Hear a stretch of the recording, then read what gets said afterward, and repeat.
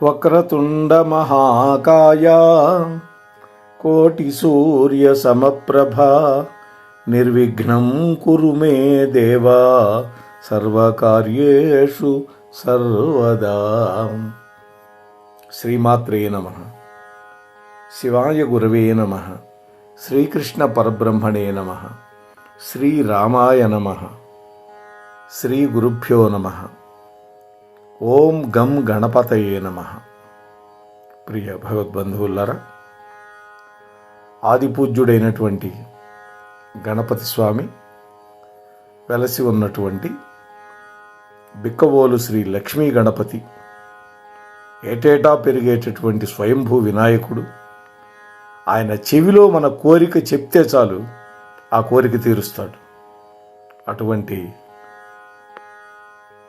తూర్పుగోదావరి జిల్లా బిక్కవోలు గ్రామంలో ఉన్నటువంటి చారిత్రాత్మకమైనటువంటి శ్రీ లక్ష్మీ గణపతి దేవాలయం గురించి ఈరోజు మన మోహనవాణి ఛానల్ ద్వారా చెప్పుకునే ప్రయత్నం చేద్దాం. వింటూ ఉన్నటువంటి భక్తామ తల్లులకు తండ్రులకు మునుముందుగా నా యొక్క నమస్కారాలు. తూర్పు చాళుక్యుల కాలం నాటిది ఈ గుడి అని చెప్తారండి, స్థల పురాణం చెబుతుంది. స్వయంభూగా వెలిసినటువంటి ఈ గణేశుడి యొక్క విగ్రహం ప్రతి సంవత్సరం పరిమాణంలో పెరుగుతూ ఉంటుందని భక్తుల నమ్మకం. ఇక్కడ స్వామివారి యొక్క తొండం కుడివైపు ఉంటుంది, మామూలుగా ఎక్కడైనా ఎడమవైపే ఉంటుంది. ఈ వినాయకుడి యొక్క చెవిలో కోరికలు చెప్పుకోవటం వల్ల ఆ కోరికలు నెరవేరతాయి అనేది ఈ గుడి యొక్క ప్రత్యేకత అండి. అసలు ఈ ఆలయం యొక్క పుట్టుపూర్వోత్తరాలు ఏంటి, ఆ కథ ఏంటో చూద్దాం. చరిత్ర ప్రకారం బిక్కవోలులో స్వామి యొక్క విగ్రహం 9వ శతాబ్దంలో తూర్పు చాళుక్యుల కాలం నాటిదండి. సుమారుగా 1100 సంవత్సరాల క్రితం ఒక రైతు తన పొలం దున్నుతూ ఉన్నాడు. అప్పుడు ఈ విగ్రహం బయటపడింది. ఇది అక్కడ ఉండే స్థానికులు చెప్పేటటువంటి కథనం, అదే స్థల పురాణం. కాలక్రమేణా ఈ ఆలయం భూమిలో కలిసిపోయిందండి. ఎందుకంటే ఇవాళ 1100 ఏళ్ల నాటిది కదా. ఆ తరువాత 19వ శతాబ్దంలో వినాయకుడు ఒక భక్తుడి యొక్క కల్లో కనపడ్డాడు. తన ఉనికిని చాటాడు. అంటే నేను ఈ భూమిలో ఉన్నాను, నన్ను వెలికి తీయండి అని చెప్పాడు. ఆ భక్తుడు గ్రామస్తులందరికీ విషయం చెప్పాడు. తవ్వకాలు జరిపించారు. ఆలయాన్ని మళ్ళీ వెలపలికి తీశారు. అంటే భూకంపం రావటమో లేకపోతే ప్రకృతి వైపరీత్యాలు, వీటి వల్ల 1100 ఏళ్లలో ఎన్నైనా మార్పులు జరుగుతాయి కదా. బిక్కవోలు గణపతి విగ్రహం క్రమక్రమంగా పెరుగుతోంది అని నమ్ముతారండి. అదే కాశీలో కూడా తిలభాండేశ్వర్ అనేటువంటి లింగం ఉంది. అది కూడా పెరుగుతూ ఉంటుందని అక్కడ ఉండేటటువంటి వాళ్ళు చెప్తారు. స్థల పురాణం కూడా చెబుతోంది. మేము 2016లో వెళ్ళాం, తర్వాత మళ్ళీ 2024లో కూడా వెళ్ళాం. ఒకప్పుడు చేయించినటువంటి వెండి తొడుగులు స్వామివారి యొక్క విగ్రహం పెరగడం కారణంగా ప్రస్తుతం సరిపోవడం లేదని భక్తులు చెబుతూ ఉన్నారు, అర్చకులు కూడా చెబుతూ ఉన్నారు. ఇది ఈ దేవాలయం యొక్క గొప్ప మహిమండి. ఇక్కడ ఒక ప్రత్యేక పూజా విధానం ఉంది. ఏమిటి అంటే, ఈ గణపతి విగ్రహం ఏకశిలా విగ్రహం. తొండం కుడివైపుకు ఉంటుంది. మామూలుగా ఏ విగ్రహానికైనా తొండం ఎడం వైపే ఉంటుంది. భక్తులు స్వామివారి విగ్రహం యొక్క చెవులో, కుడి చెవులో తమ మనస్సులో ఉండే కోరిక కనుక చెప్పుకుంటే ఆ కోరిక తప్పకుండా నెరవేరుతుందని నమ్ముతారండి. అంతేకాదు, స్వామివారి యొక్క ఎడమ పాదం కింద నుంచి నిరంతరము నీరు ప్రవహిస్తూ ఉండదు. ఇది మరొక విశేషం ఇక్కడ. అసలు ఈ ఆలయాన్ని ఎందుకు దర్శించాలి? మా కోడలు రాజమండ్రి వాస్తవ్యురాలు. అందువల్ల మేము తరచుగా వెళుతూ ఉంటాం. వెళ్ళినప్పుడు ఆ ప్రాంతంలో ఉండే దేవాలయాలన్నీ చూస్తూ ఉంటాం. అలా ఈ ఆలయాన్ని మేము దర్శించుకున్నాం. ఈ ఆలయం మొట్టమొదటి విశిష్టత ఏంటంటే స్వయంభూ, తనంతట తాను బయటపడింది. అంతేకాదు ప్రతి ఏడు పెరుగుతూ ఉంటుంది విగ్రహం. స్వయంభూ అంటే మానవులు చెక్కింది కాదు, స్వయంగా వెలిసింది అని. ఇంకా రెండోది, లక్ష్మీ గణపతి ఇక్కడ ఉండేది. వినాయకుడితో పాటు లక్ష్మీదేవి కూడా కొలువై ఉంటుంది ఈ ఆలయంలో. అందుకే అప్పుల బాధలు కానీ, ఆర్థిక ఇబ్బందులు కానీ, వ్యాపారంలో సమస్యలు కానీ ఎవరికైతే ఉంటాయో వాళ్ళందరూ ఇక్కడికి వస్తారు.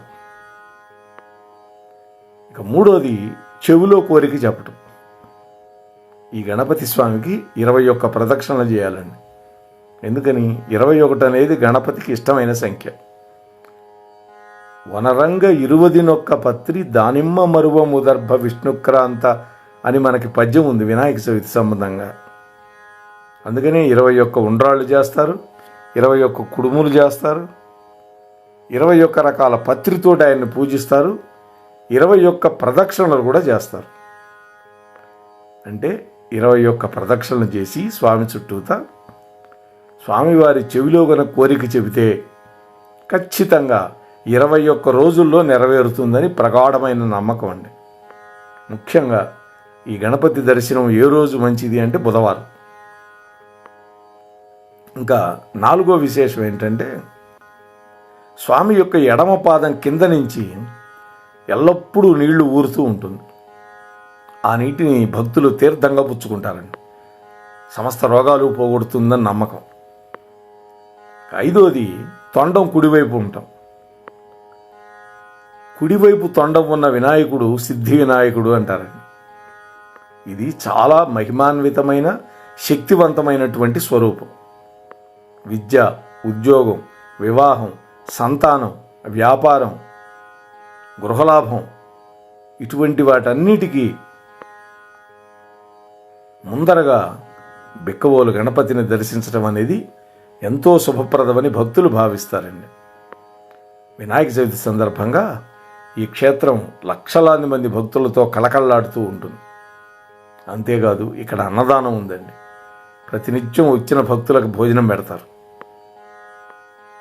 ఇంకొక ముఖ్యమైనటువంటి విషయం ఏంటంటే, మనం ఏ పని మొదలుపెట్టినా మొట్టమొదట తొలి పూజ అందుకునేది వినాయకుడు కదా. అలాంటి విఘ్నేశ్వరుడు స్వయంభూగా వెలిసి ఏటా పెరుగుతూ భక్తుల యొక్క కోరికలు చెవులో చెబితే వింటూ వరాలిచ్చే క్షేత్రం బిక్కవోలు.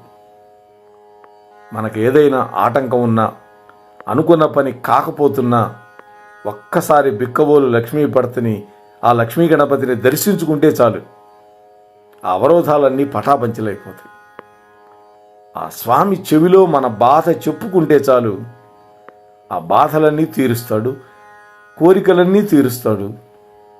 మన జీవితంలో వచ్చేటటువంటి విఘ్నాలన్నీ తొలగిపోయి విజయం మన సొంతం అవుతుంది.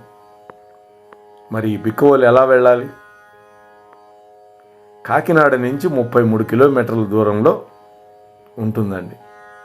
లేదు రాజమండ్రి వెళితే అక్కడి నుంచి 34 నుంచి 40 కిలోమీటర్ల దూరం. సమీప రైల్వే స్టేషన్ ఏదంటే బిక్కవోలు, 2.5 కిలోమీటర్ల దూరంలో ఉంటుంది.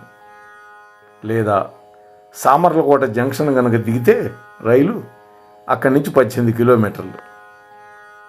దగ్గర విమానాశ్రయం ఏదంటే రాజమండ్రి విమానాశ్రయంలో దిగితే అక్కడి నుంచి కేవలం 41 కిలోమీటర్ల దూరంలో ఈ బిక్కవోలు ఉంటుంది.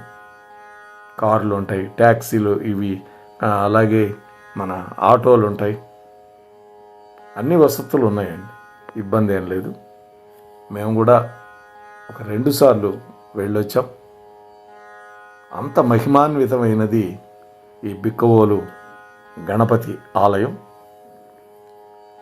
ఏమండి, మన రాష్ట్రంలో ముఖ్యంగా ఉభయ గోదావరి జిల్లాల్లో అద్భుతమైన క్షేత్రాలు ఎన్నో ఉన్నాయండి. అక్కడ వాతావరణము చాలా చాలా బాగుంటుంది, ప్రకృతి రమణీయంగా ఉంటుంది. దానికి తోడు ఇటువంటి మహత్తరమైనటువంటి ఆలయాలు, పంచారామ క్షేత్రాలు ఇక్కడే ఉన్నాయి. అద్భుతమైన ఆలయాలు ఉన్నాయండి. అలాగే ర్యాలీలో జగన్మోహిని యొక్క ఆలయం ఉందండి. గోదావరి నది ఒడ్డునే ఎన్నో ఉన్నాయి. వాటిల్లో కొన్నైనా సరే మనం దర్శించి తరించాలి అని మీతో మనవి చేసుకుంటూ స్వస్తి సర్వేషాం.